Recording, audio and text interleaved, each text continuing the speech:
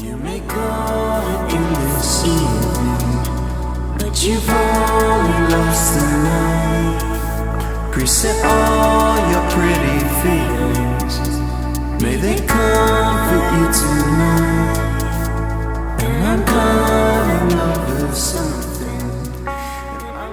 Hello and welcome to a new tutorial. This one is going to be on EQ. I apologise, I've been away recently. Well, I haven't been doing tutorials recently where I've been quite busy. Wake Up Leo had their first gig, which was fantastic. I've been doing a couple of video games for Bin Weevils. So that's quite exciting. Looking forward to, I've had some good feedback, but I'm looking forward to seeing the video of that, which I might post on the YouTube for you to all view. What else has been happening? I've been doing covers with Min. I'll have probably an example of that at the beginning and the end. We did a cover of Mumford & Sons' Believe. And then I've been recording David Lewis for a while. And his stuff's getting really good. So, let's talk about today. Today, we're going to look at EQ. So what does EQ do? Well, EQ basically allows you to boost and subtract or decrease certain frequencies within a sound. So for example, you can either reduce or boost the bass, middles or trebles. They're the kind of frequencies we talk about. That's the lingo we use. Obviously the lows being the low frequencies, low pitch, highs being high frequency, high pitch. Why is it necessary? Because it may be all in well, you get a fantastic recording and some great results just there and then. However, when you combine lots of different instruments together, it can be quite hard to separate them within the mix without looking at the EQ. So what we do, we tend to assign different instruments a certain frequency band and allow it to cut through the mix in that sense. And this is really important, especially for bass. Say, for example, you've got a loud kick drum and a very bassy bass guitar with a lot of sub in it. They're going to compete for frequencies and you're going to end up not really being able to distinguish what's going on, or your speakers will just be overloaded and you won't hear a clear boom. It will sound just like woo. It will just be too noisy, and that causes a lot of problems later on in your mix if you allow that to continue. Let's add EQ as an effect. Let's start off by listening to, in fact, should we go here? I think we're going to go here. Let's see what this sounds like.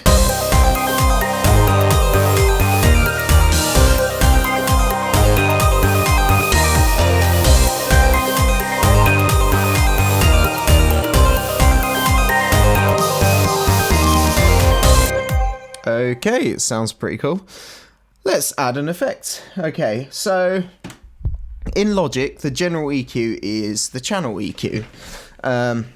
It's this one here. So let's have a quick look at that. Just to let you know, when I'm using EQ, I tend to use ones with an analyzer. Now basically, watch what this does. When you click it on, you can actually see where the frequencies are being distributed, where the sound is being distributed in terms of frequency. So you can have a look at this.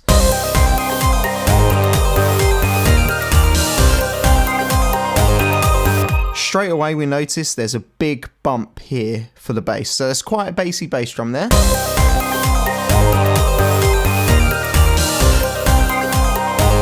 We've got a peak at about 400.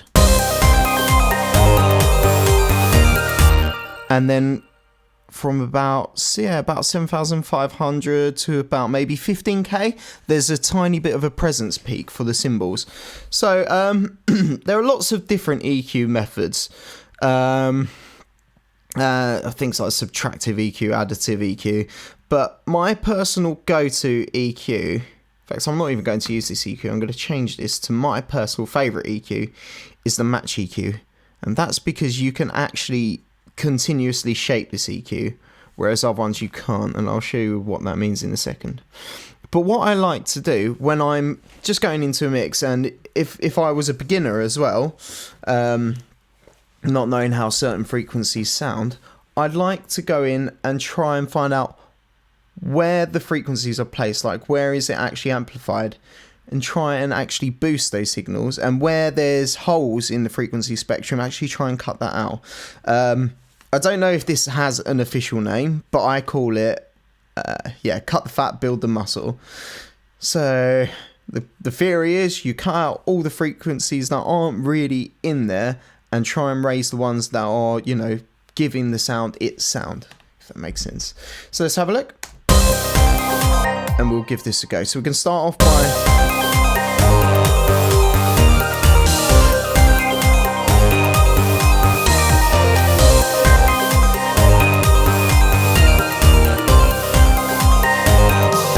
So we've raised that bump there to give it a bit more bass. To the left of that, towards the 20s, these are sounds that are going to really cause a lot of problems. So I'm just going to boost this and show you what it does. If it played.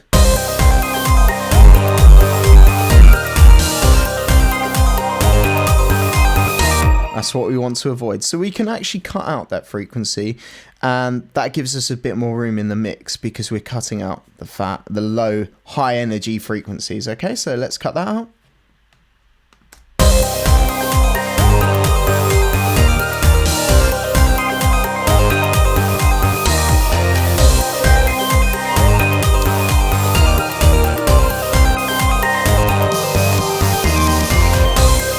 Okay, so let's hear the difference so far.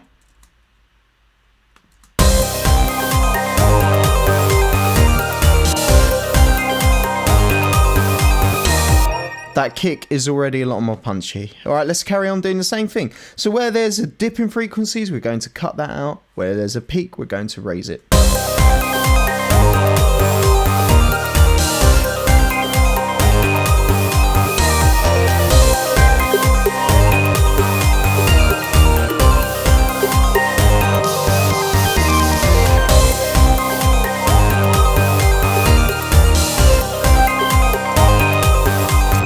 Can you see there? That frequency there, it was quite hard to hear what it was actually distinguishing, but there's actually a sound there that's been brought out now by this EQ. So that's a good result. We'll hear the comparison again.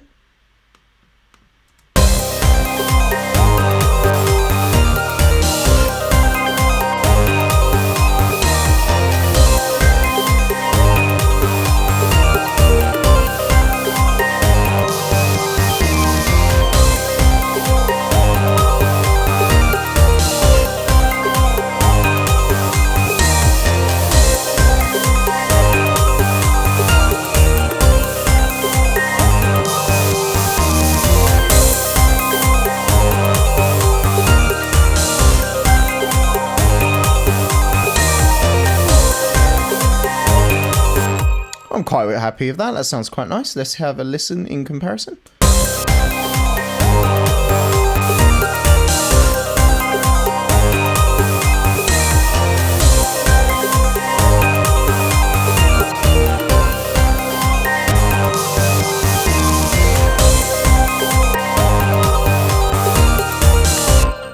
And you can hear that's really brought out those key frequencies a lot more. Okay, so let's apply this to the other instruments, starting off with bass. Add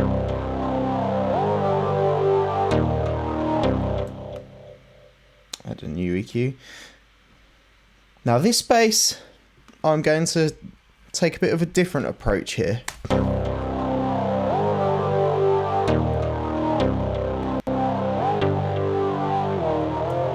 In fact, no, I'll take the same approach. So straight away we know there's bass frequencies not quite there, even though it is a bass instrument. It's a bit more based around the low mid, so we play.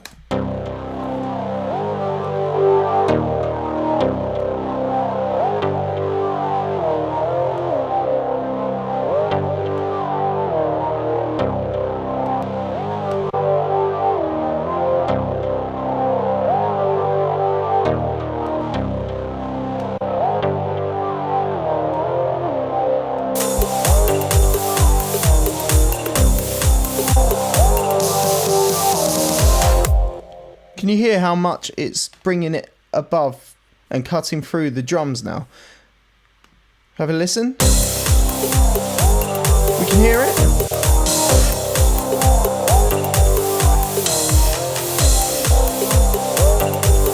And there it's not really competing as much, so let's have a quick listen.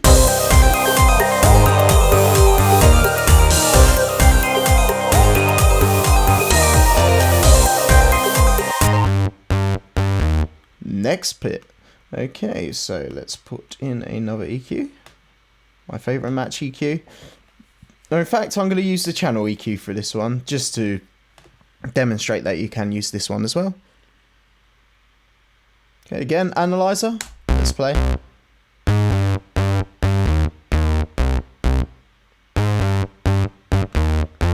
Roll off. Now we have to be careful with this bass because this bass has similar frequencies to the drums, and as such we don't really want to be boosting in the exact same spectrum. So rather than boosting around the 50s, which it does have a peak in,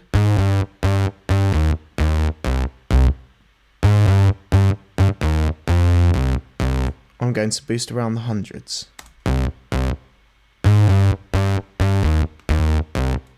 Now, even though I've reduced the bass, the sub kind of bass, it actually still sounds a bit more present and punchy because I'm raising those frequencies that are really present in the sound.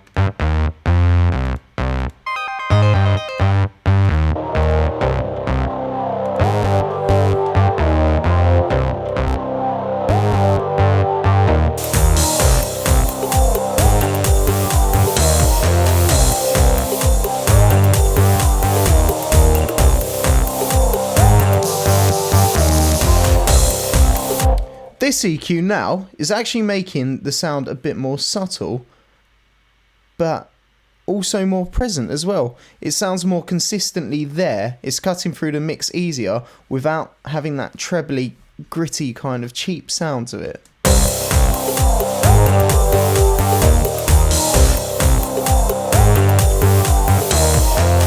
So we've managed to make it sound a lot warmer and cut through a bit better.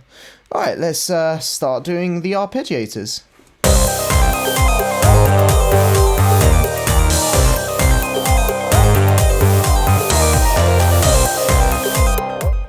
Now straight away, I notice one major thing. There are a lot of frequencies not really in this sound. So does that mean we can leave it as it is, or we could boost the lower frequencies? Let's hear.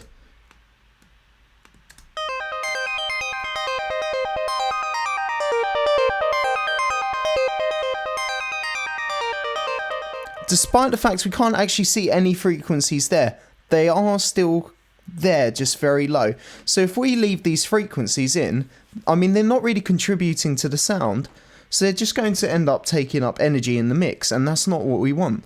So even though we see nothing there, it's still important to make sure you make those cuts. By the way, what I meant by infinitely shapeable, this EQ I can just carry on adding and subtracting bits, which is really, really useful. Other EQs you can't treat like this. You know, you'll have your specific band, so let's quickly use this. And, you know, I can't just click and add bits. I'll just be taken from bands that are already assigned to something. So that's why I prefer to use this, because it's infinitely shapeable. It's great. Right, sorry, let's do this again.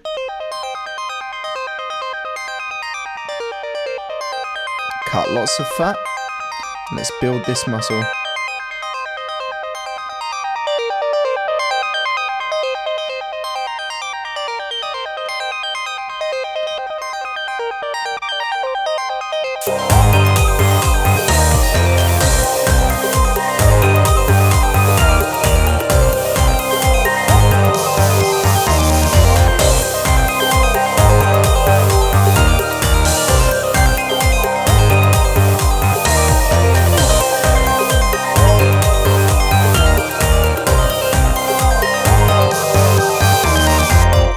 I think that one is cutting through so nicely that we can actually bring the volume down. Now, it is worth remembering that we are actually boosting the volume of the track when we do these EQ edits sometimes, where we are actually boosting the volume of the main part of the track. So just keep this in mind.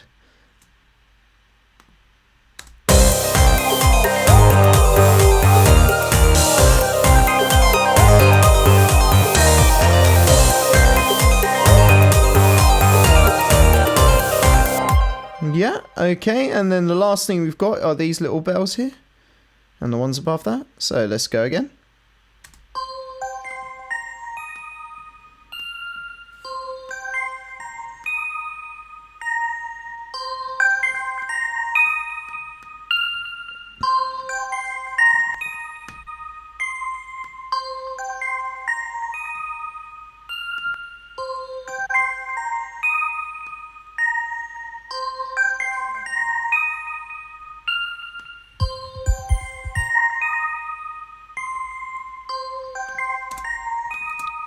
Another reason I really like this EQ, sorry, is that on the side there's an apply function, and it's a slider, and basically it allows you to either amplify your changes or subtract them or even reverse them. So I like to do this to actually kind of hear what I've taken out. So this is the sound we got. This is the sound that's been taken out.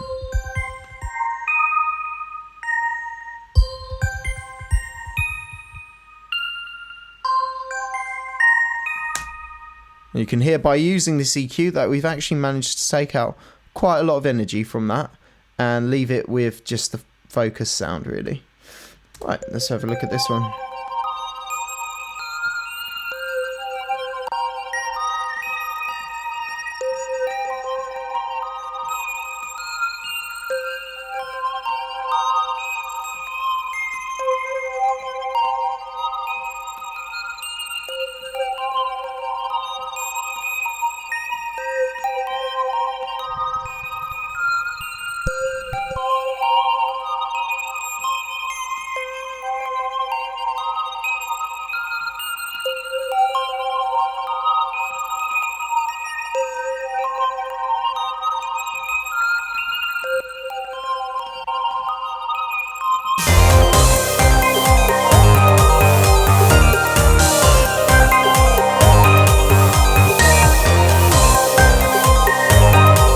Alright, I'm going to run through this track. I'm going to get rid of all the EQs and I'm going to switch them off and switch them back on, and you can hear the difference. Here we go.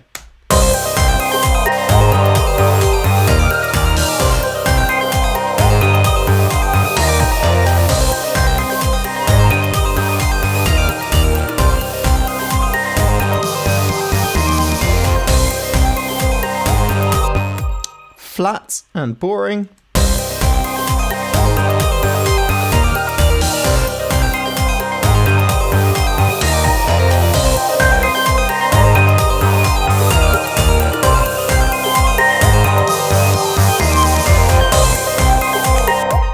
And now we've got a much more lively and much more punchy mix.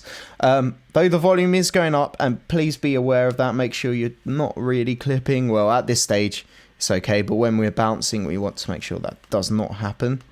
Just add a limiter onto that, so. Dynamics.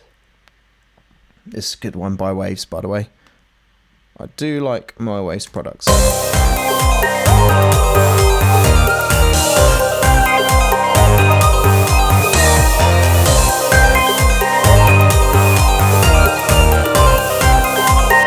And there we go, guys. That is the basics of EQ.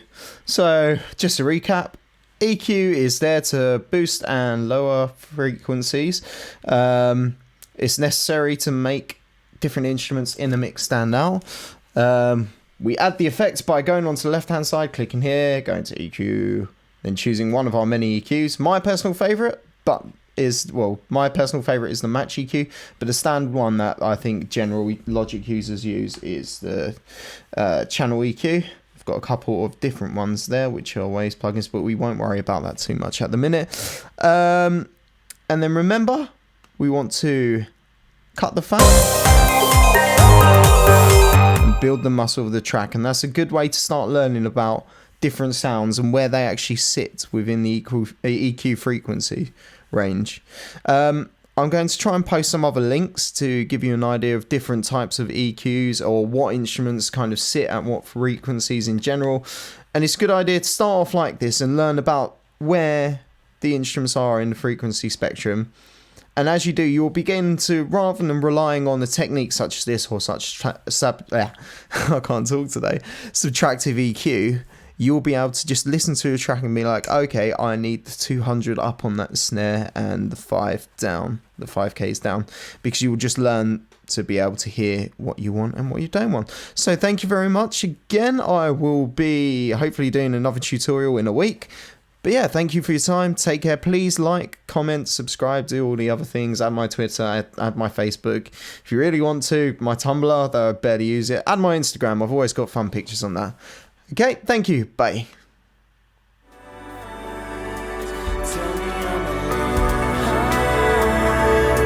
This is never good.